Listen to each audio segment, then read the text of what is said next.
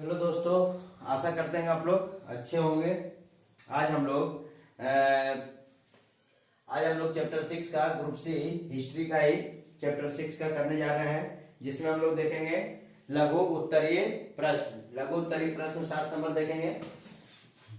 इसका पहले हम लोग पार्ट 6 नंबर तक कर चुके थे। 6 नंबर तक कर चुके थे, जिसमें हम लोग शुरू से देख लिए थे। बहुविकल्पीय प्रश्न देखे थे, उसका बाद भरने वाला देखे थे, उसका बाद मान लीजिए अति लघु उत्तरीय प्रश्न देखे थे। तो सभी हम लोग एक एक करके 6 नंबर तक देख लिए थे। आज पार्ट 2 बना रहे हैं, जिसमें ग्रुप सी का ही लघु उत्तरीय प्रश्न है, उसका आंसर हम लोग देते एक एक करके। बोला कि 1921 ईस्वी में मोपला विद्रोह का क्या महत्व था। 1921 ईस्वी में मोपला विद्रोह का क्या महत्व था।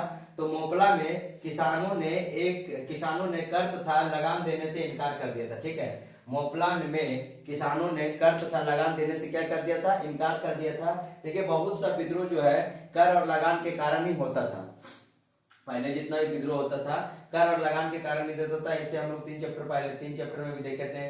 जो मान लीजिए कि आपका मुंडा विद्रोह था, कोल विद्रोह था, ये सब क्या था, लगान पे ही ज्यादातर होता था। ज्यादातर कृषि को ही, किसानों को ही परेशान किया जाता था अंग्रेजों के द्वारा। तो किसान ज्यादा परेशान होते थे। कर और लगान देने से क्या कर दिया था, इनकार कर दिया था मोपला में, और इनकार कर दिया। और 1921 में मोपला विद्रोह एक किसान विद्रोह था, किंतु बाद में इसका स्वरूप धार्मिक हो गया। बाद में इसका स्वरूप क्या हो गया था, धार्मिक हो गया था। पहले मोपला क्या था, एक किसान विद्रोह था, लेकिन बाद में इसका स्वरूप क्या हो गया था, धार्मिक हो गया था। तो मोपला विद्रोह कब हुआ था, तो 1921 ईस्वी में हुआ था। अगला 2 नंबर क्वेश्चन बोल रहा है कि बंगाल विभाजन के समय स्वयं सेवक संगठनों का क्या योगदान रहा था।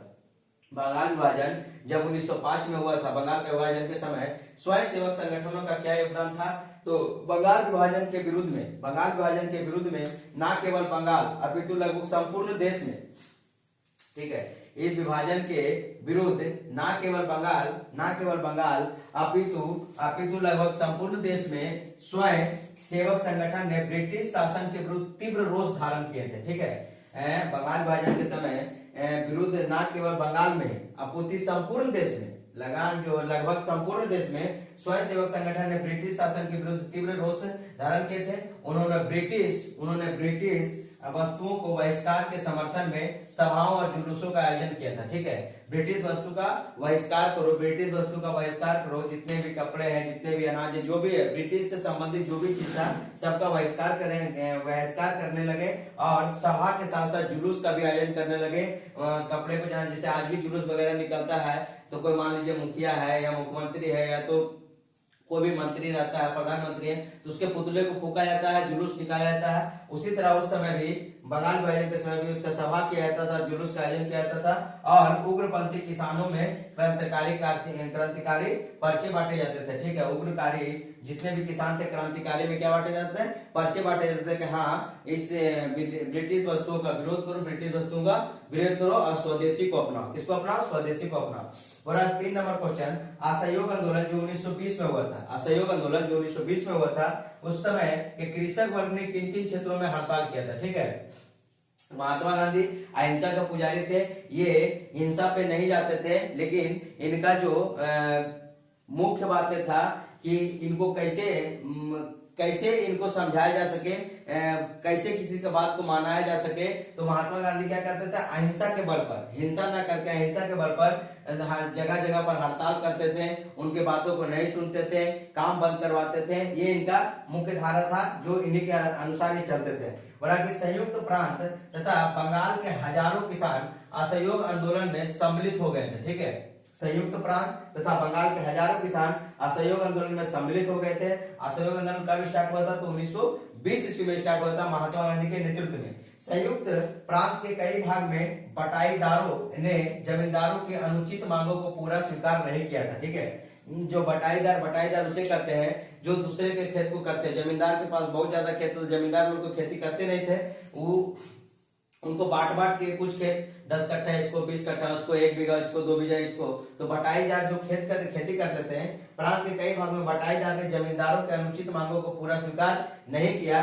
और असम के चाय बागानों में और गुंटूर जिलों में किसानों ने उग्र आंदोलन किया था। ठीक है, असम के चाय बागानों और गुंटूर जिला के किसानों ने उग्र आंदोलन किया था। तो असहयोग आंदोलन कब हुआ था? तो 1920 में हुआ था। कब हुआ था? तो 1920 में। किसानों का मुख्य भूमिका यही रहा था कि जितने भी बटाईदार हैं वो जमींदार के बाकी मांगे को स्वीकार नहीं करते थे और क्या कर देते थे? आंदोलन करते थे। इसका मुख्य रूप क्या है कि असम के चाय बागानों और किसान जिले में उग्र उग्र किसानों गुंटूर जिले के किसानों ने उग्र आंदोलन किए थे। ठीक है, अब इसके बाद हम लोग 4 नंबर क्वेश्चन देखते हैं।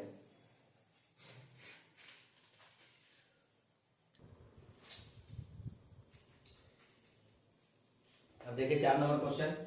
4 नंबर क्वेश्चन क्या बोल रहा है कि अखिल भारतीय किसान सभा की स्थापना कब और किसके नेतृत्व में किए गए? ठीक है, अखिल भारतीय किसान सभा की स्थापना कब और किसके नेतृत्व में किए गए? तो अखिल भारतीय किसान सभा की स्थापना 1936 ईस्वी में स्वामी सहजानंद के नेतृत्व में कहा किया गया? तो लखनऊ में किया गया। ठीक है, अखिल भारतीय किसान सभा की स्थापना 1936 ईस्वी में स्वामी सहजानंद के नेतृत्व में लखनऊ में किया गया था। आगे देखते हैं बोला कि भारतीय कम्युनिस्ट पार्टी ने भारत छोड़ो आंदोलन का समर्थन क्यों नहीं किया था? जितने भी कम्युनिस्ट पार्टियां थी सभी रूस के इशारों पे नाचते थे। अगर रूस बोलेगा कि तुम शामिल हो तो शामिल होगा, नहीं बोलेगा तो नहीं शामिल हो। तो उस समय लगा रूस का समर्थन नहीं मिलने के कारण उस समय भारत छोड़ो आंदोलन में शामिल नहीं किया गया, बड़ा नहीं हुआ था। बड़ा भारतीय कम्युनिस्ट पार्टी ने भारत छोड़ो आंदोलन का समर्थन क्यों नहीं किया? तो भारतीय कम्युनिस्ट पार्टी ने भारत छोड़ो आंदोलन में का समर्थन नहीं किया क्योंकि विश्व की सारी कम्युनिस्ट पार्टियां रूस के इशारे पर चलती थी। विश्व के सारी कम्युनिस्ट पार्टियां किसके इशारे पे चलती थी? तो सारी कम्युनिस्ट पार्टियां रूस के इशारे पे चलती थी। तो इसीलिए वो लोग भारत छोड़ो आंदोलन में समर्थन नहीं किया था रूस के इशारे पे चलने के कारण। बोला कि 6 नंबर क्वेश्चन देखते हैं। बोला बारदोली सत्याग्रह के समय किन किन समाचारों पत्रों ने महत्वपूर्ण भूमिका निभाई थी? ठीक है, बारदोली सत्याग्रह के समय किन किन समाचार पत्रों ने महत्वपूर्ण भूमिका निभाई थी? तो बारदोली सत्याग्रह जो हुआ था गुजरात के सूरत जिले में शुरू हुआ था। बारदोली सत्याग्रह कहाँ शुरू हुआ था? तो गुजरात के सूरत जिले में शुरू हुआ था। लगान बढ़ोतरी के खिलाफ Young India, Bombay Chronicle, Navakal, Deshbandhu, Prajabandhu तथा मराठा महत्वपूर्ण भूमिका निभाई थी। किसकी पत्रिका ने महत्वपूर्ण भूमिका निभाई? Young India, Bombay Chronicle, Navakal, Deshbandhu, Prajabandhu तथा मराठा समाचार पत्रों ने महत्वपूर्ण भूमिका निभाई थी। बारदोली सत्याग्रह कहाँ हुआ था? तो गुजरात के सूरत जिले में हुआ था। ये लोग लगान बढ़ोतरी के खिलाफ Young India, Bombay Chronicle, Navakal, Deshbandhu और प्रजाबंधु तथा मराठा समाचार पत्र महत्वपूर्ण भूमिका निभाई थी। आगे बोला बंगाल विभाजन के समय मजदूर वर्गों ने किस प्रकार हड़तालें की थी? तो बंगाल विभाजन के समय जो 1905 में हुआ था उस समय मजदूर वर्ग, किसान वर्ग सभी वर्गों ने अलग अलग रूप से हड़ताल किया था। और अब बंगाल विभाजन के समय मजदूर वर्गों ने किस प्रकार हड़तालें की थी? तो कलकत्ता में सरकारी मुद्रणालय के मजदूर और सफेद पोस्ट कर्मचारियों तथा नगर पालिका के कर्मचारियों ने हड़ताल कर दी थी। ठीक है, जितना कलकत्ता के मुद्रणालय के वहां के मजदूर थे, सफेद पोस्ट कर्मचारी थे, नगर पालिका के कर्मचारी थे, सभी ने क्या कर दिया?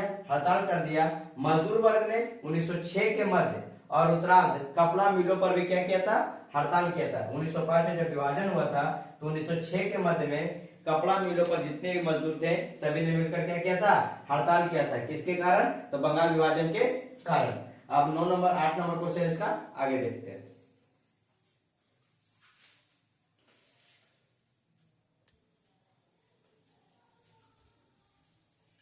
देखिए अब 8 नंबर क्वेश्चन क्या बोल रहा है? अंतरराष्ट्रीय श्रम संगठन की स्थापना क्यों हुई थी? तो अंतरराष्ट्रीय श्रम संगठन की स्थापना पेरिस शांति सम्मेलन में अंतरराष्ट्रीय श्रम संगठन की स्थापना की गई थी। पहले बोलेगा अंतरराष्ट्रीय श्रम संगठन की स्थापना कब की गई थी? तो अंतरराष्ट्रीय श्रम संगठन की स्थापना पेरिस शांति सम्मेलन में अंतरराष्ट्रीय श्रम संगठन की स्थापना की गई थी। इस सम्मेलन में दुनिया की मजदूरों की स्थिति को ठीक करने के उद्देश्य से ILO इंटरनेशनल लेबर ऑर्गेनाइजेशन की स्थापना 1919 में, जिसका मुख्यालय कहाँ है? इसका मुख्यालय है जेनेवा, स्विट्जरलैंड में। ठीक है, अगर इसका मुख्यालय का बात करें तो इसका मुख्यालय है जेनेवा, स्विट्जरलैंड में। मुख्यालय है जेनेवा, स्विट्जरलैंड।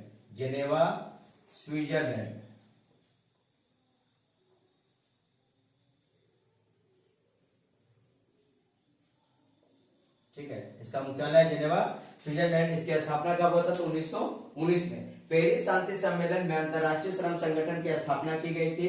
इस सम्मेलन में दुनिया के मजदूरों की स्थिति ठीक करने के उद्देश्य से ILO की स्थापना 1919 में की गई थी। ठीक है, ताकि दुनिया के मजदूरों की स्थिति के क्या कर सके?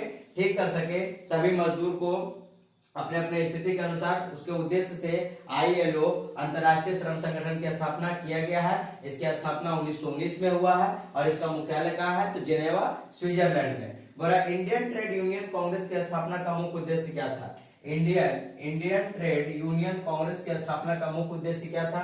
तो 1920 ईस्वी में इंडियन ट्रेड यूनियन कांग्रेस की स्थापना किया गया था। इंडियन